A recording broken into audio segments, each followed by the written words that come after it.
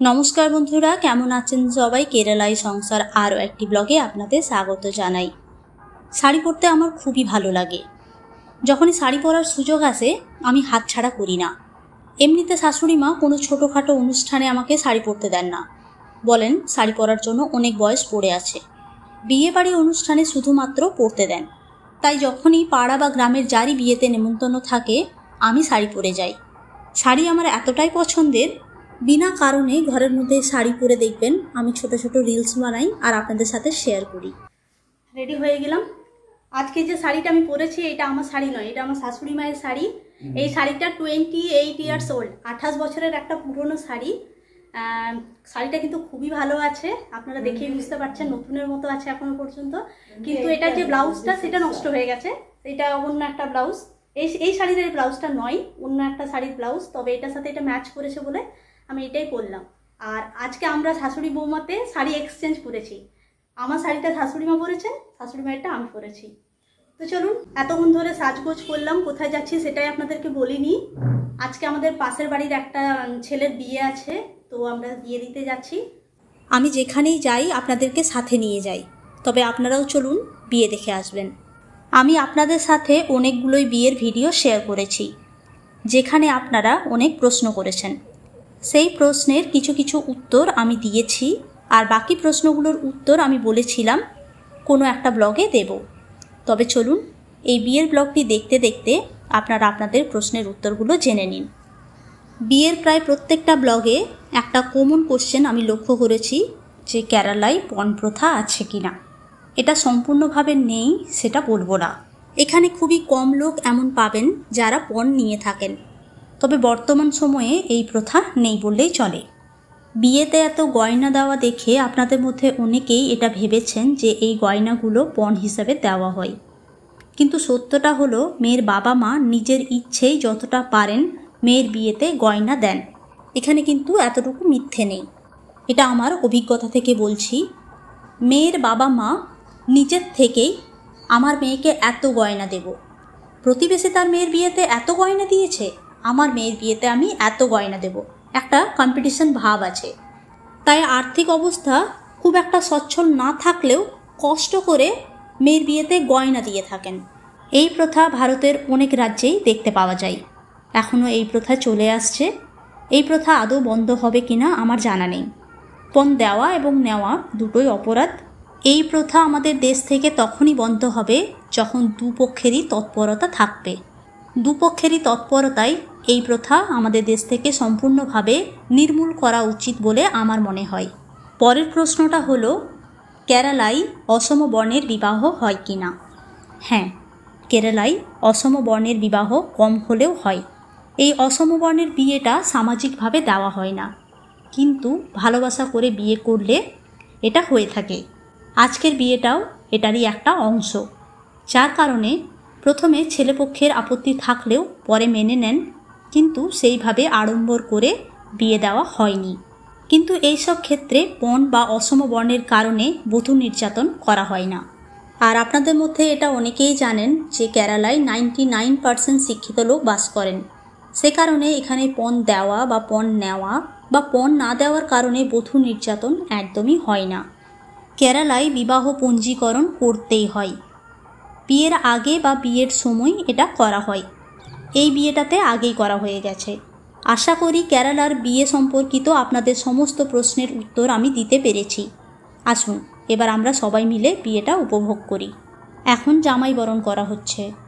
আমাদের বাঙালিদের জামাই বরণ মিষ্টি খাইয়ে করা হয়, আর এখানে জামাইয়ের হাতে এবং বরযাত্রীদের হাতে একটা করে কাগজি লেবু দেওয়া হয়। আমাদের ওইদিকে যেমন অঞ্চলভেদে বিয়ের নিয়মের তারতম্য আছে, এখানেও তেমনি। আমি যখন এখানকার লোকের সাথে তাদের সংস্কৃতি নিয়ে আলোচনা করি, তাদের থেকেই জানতে চাই তাদের সংস্কৃতি, তখনই জানতে পারি এই তারতম্য। বিয়ের সময় বরসহ বরযাত্রীকে কাগজি লেবু কেরালায় সর্বত্র দেওয়া হয় না। এখানে এমন 2-3টে জেলা রয়েছে যেখানে কাগজি লেবু দেওয়া হয় না। আর আপনাদের কাছ থেকেই শুনেছি এটা তামিলনাড়ুতেও দেওয়া হয়। এই দেখুন, আমাকেও একটা দেওয়া হয়েছে। কাগজি লেবু যা দাম, ফেলবো কেন? ব্যাগের মধ্যে ভরে নিই, বাড়ি গিয়ে শরবত বানাবো। ভাবতেই অবাক লাগে, তাই না? একটা দেশের মধ্যেই কত বৈচিত্র্য, কত রীতিনীতি, কত নিয়ম কানুন। বিয়েটা হচ্ছে আরানমুলা পার্থসারথী মন্দির থেকে। এই মন্দিরের অনেকগুলোই ব্লগ আপনাদের সাথে শেয়ার করেছি। এই মন্দিরটার পেছন দিকে একটা নদী আছে, পাম্বা নদী। ওই পাম্বা নদীতে ওনামের সময় বোট রেস হয়, সেই ভিডিও আপনাদের সাথে আমি অলরেডি শেয়ার করেছি। যারা দেখেননি দেখে নিতে পারেন। আর এই বছরে ওনামের সময় যে বোট রেস হবে, সেই বোট রেসের সম্পূর্ণ ভিডিওটি আপনাদের কাছে তুলে ধরার চেষ্টা করব। একটা জিনিস আপনারা লক্ষ্য করেছেন? ভালো করে দেখুন, বেশিরভাগ শাড়িগুলো নীল রঙের। মনে হচ্ছে প্ল্যান করে এই রঙটা সিলেক্ট করা হয়েছে। এমনকি ঈশানের টি শার্টটাও আমি কিন্তু ম্যাচ করে পরবো বলে পরাইনি। পরে যখন ভিডিওটি এডিট করছি তখন দেখছি ঈশানের জামাটাও আমাদের সাথে ম্যাচ হয়ে গেছে। যারা আমার ব্লগ নিয়মিত দেখেন, প্রথম থেকে দেখে আসছেন, তারা এখানকার সংস্কৃতি নিয়ে অনেকটাই জেনে গেছেন। যারা নতুন দেখছেন তাদের জন্য আরও একবার বলে দিই, এখানে মেয়েকে বিয়ের মণ্ডপে তার বাবা মা নিয়ে আসেন। এখানকার বিয়েতে এত নিয়ম কানুন নেই।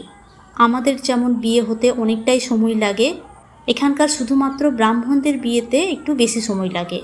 আর এখানকার অব্রাহ্মণদের বিয়েতে কিন্তু কোনো পুরোহিত লাগে না। এখানকার ব্রাহ্মণদের বিয়ে অগ্নিসাক্ষী করে হলেও অব্রাহ্মণদের বিয়ে কিন্তু অগ্নিসাক্ষী করে হয় না। আগুনের মধ্যে খই ছড়ানো এগুলো এখানকার ব্রাহ্মণদের বিয়েতে হয়, অব্রাহ্মণদের বিয়েতে হয় না। এখানকার ব্রাহ্মণদের বিয়ে কেমন হয় তার ছোট্ট একটা ব্লগ আপনাদের সাথে শেয়ার করেছি। যারা দেখেননি দেখে নিতে পারেন। বিয়েতে বসার আগে হাতে পান সুপুরি দিয়ে বড়দের আশীর্বাদ নেওয়া হয়।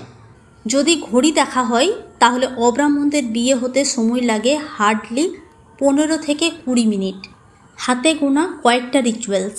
আমি বিয়ের এতগুলোই ব্লগ বানিয়েছি, রিচুয়ালসগুলো আমার মুখস্থ হয়ে গেছে। প্রথমে হচ্ছে পান সুপারি দিয়ে দক্ষিণা, তারপরে হবে মঙ্গলসূত্র পরানো। আমাদের মতো এখানে শুভ দৃষ্টি নেই, সেটা ব্রাহ্মণদের বিয়ে হোক বা অব্রাহ্মণদের।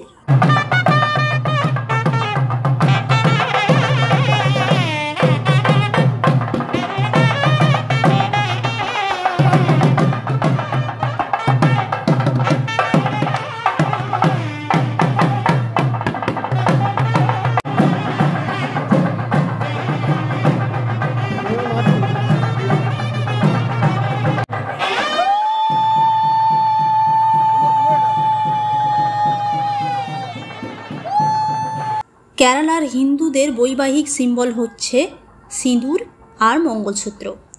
আমাদের বাঙালিদের বিয়েতে প্রথমে শুভদৃষ্টি, তারপরে হয় মালাবদল। আর এখানে প্রথমেই মঙ্গলসূত্র পরানো হয়।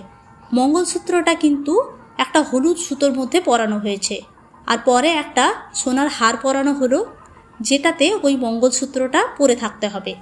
কেরালার প্রত্যেকটা ধর্মের বিয়েতে কিন্তু এঙ্গেজমেন্ট করতে হয়। বিয়ের আগে এঙ্গেজমেন্ট হয়ে থাকে। যদি কারো কোনো কারণে এঙ্গেজমেন্ট অনুষ্ঠানটি বিয়ের আগে না হয়ে থাকে, বিয়ের সময়ই রিং এক্সচেঞ্জ করে এঙ্গেজমেন্ট অনুষ্ঠানটি হয়ে থাকে। এদের এঙ্গেজমেন্ট অনুষ্ঠানটি আগে হয়নি বলে এখন করা হলো। আমাদের বাঙালিদের বিয়েতে যেমন লজ্জাবস্ত্র দেওয়া হয়, কেরালাতেও দেওয়া হয়, তবে অন্যভাবে। কিছুটা হলেও আমাদের ভাত কাপড় অনুষ্ঠানের মতো করে দেওয়া হয়। আর এটাও সিম্বলাইজ করে যে আজ থেকে তোমার সমস্ত কিছুর দায়িত্ব নিলাম। কেরালার বিয়েতে মেয়েটিকে 3 বার শাড়ি পরতে হয়। প্রথমে যে শাড়িটা পরে বিয়ে হলো সেই শাড়িটা, বিয়ে হওয়ার পরে এখানকার ট্রেডিশনাল শাড়ি যেটা তার শ্বশুরবাড়ি থেকে দেওয়া হয়েছে সেই শাড়িটা পরে খাওয়া দাওয়া করবে। তারপরে যে শাড়িটা লজ্জাবস্ত্র হিসেবে দেওয়া হলো সেই শাড়িটা পরে শ্বশুরবাড়ি যেতে হয়। আমাদের বাঙালিদের মতো কেরালাতে তত্ত্ব দেওয়া জিনিসটা নেই। বরপক্ষ কনেপক্ষকে কিন্তু গায়ে হলুদের দিনে কোনো তত্ত্ব পাঠায় না। বিয়ের দিন বিয়ের মণ্ডপে মেয়েটিকে শ্বশুরবাড়ি থেকে বিয়ের শাড়ি, কেরালার একটা ট্রেডিশনাল শাড়ি, মঙ্গলসূত্র, আর মঙ্গলসূত্রটি পরে থাকার জন্য একটা সোনার হার দেওয়া হয়। সিঁদুরদান হয়ে গেল, এরপর সম্প্রদান আর 7 পাক। এখানেও কিন্তু সম্প্রদান আছে। আমাদের যেমন খুব নিজের না হলে, কাছের না হলে আমরা বিয়ে দেখি না, বিয়ের আগেই খেয়ে দিয়ে বাড়ি চলে যাই। এখানে কিন্তু যতক্ষণ না বিয়েটা কমপ্লিট হচ্ছে ততক্ষণ খেতে বসানো হয় না। বিয়েটা সম্পূর্ণ হওয়ার পরই সবাইকে খাওয়ানো হয়। বিয়ে হয়ে গেল, দেখলেন কত তাড়াতাড়ি বিয়ে হয়ে গেল। আর আমাদের বাঙালিদের বিয়ে হতে হতে অর্ধেক রাত পেরিয়ে যায়। আজকের লগ্নটা খুবই সকালে ছিল। এখন জানেন কটা বাজছে? এখন বাজছে 10:30। 10:30টায় আমরা এখন লাঞ্চ করব। যারা কেরালায় থাকেন তারা দেখেছি আমার ভিডিওতে কমেন্টসে লিখেছেন যে দিদি আপনি যে বলেন এখানকার বিয়েতে ননভেজ খাওয়ানো হয় না, ভেজ খাওয়ানো হয়, কিন্তু আমরা তো ননভেজ খেয়েছি। তাদেরকে বলবো হিন্দুদের বিয়ের দিন কিন্তু কোনো ননভেজ খাওয়ানো হয় না। রিসেপশন পার্টি বলছি না, বিয়ের অনুষ্ঠানে ননভেজ খাওয়ানো হয় না। এখানকার যে ট্রেডিশনাল খাবার সাদ্যা সেটাই কিন্তু বিয়ের অনুষ্ঠানে খাওয়ানো হয়। তবে চলুন আজকের ব্লগটি এখানেই শেষ করছি। ব্লগটি কেমন লাগলো জানাবেন, ভালো লাগলে একটি লাইক আর শেয়ার করবেন। আর আপনাদের সাথে আমার দেখা হচ্ছে আমার পরের ব্লগে। সবাই খুব ভালো থাকবেন, সুস্থ থাকবেন আর খুব আনন্দে থাকবেন। ধন্যবাদ।